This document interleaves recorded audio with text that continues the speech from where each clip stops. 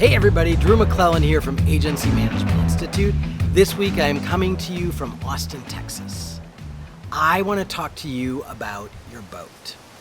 Not your literal boat. Don't say to me, Drew, I don't have a boat, or oh my God, Drew, don't talk to me about my boat. It's a money suck or a time suck. I'm talking about metaphorically the boat that is your agency. And you are the boat captain. And your job is to get the boat from wherever it is today to whatever the destination is. So the destination might be to and through our 2020 goals. The destination might be through whatever economic downturn is coming our way. It might be getting the boat to and through a new client onboarding or a tough cultural issue. But you are the captain of the boat, and it is your job to navigate the boat and the people in the boat, your employees, safely from where you are today to where you are headed.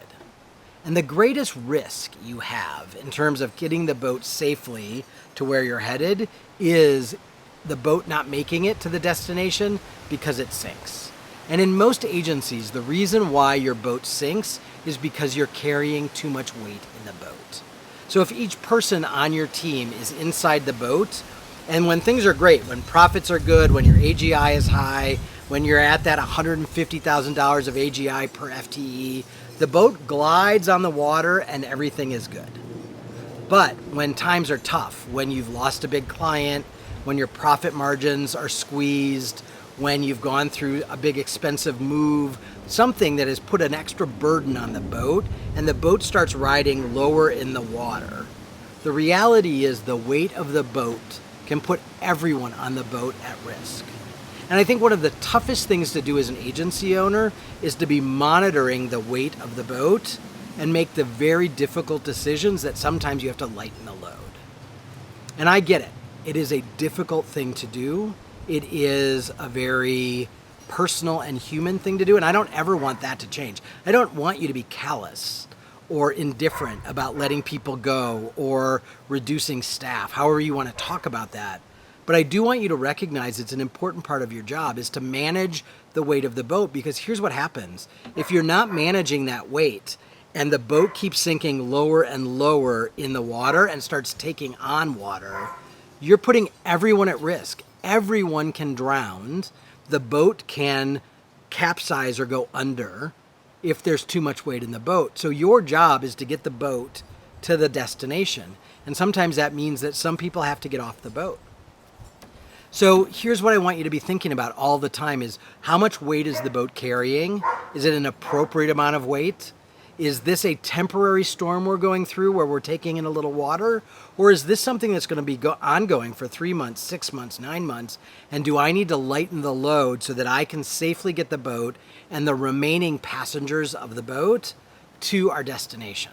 Because that's your job. Your job is not to make sure that everyone on the boat always has a job. It is about protecting the boat and the cargo, and sometimes that means a crew change. And you are the only one who can make those difficult decisions. And I want you to be thinking about that as we go into 2020.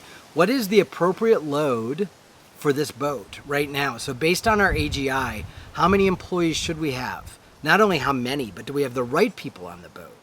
And you need to make, one of the most important parts of your job is to make crew changes and corrections as the weather changes, as the water changes, as the boat's speed changes.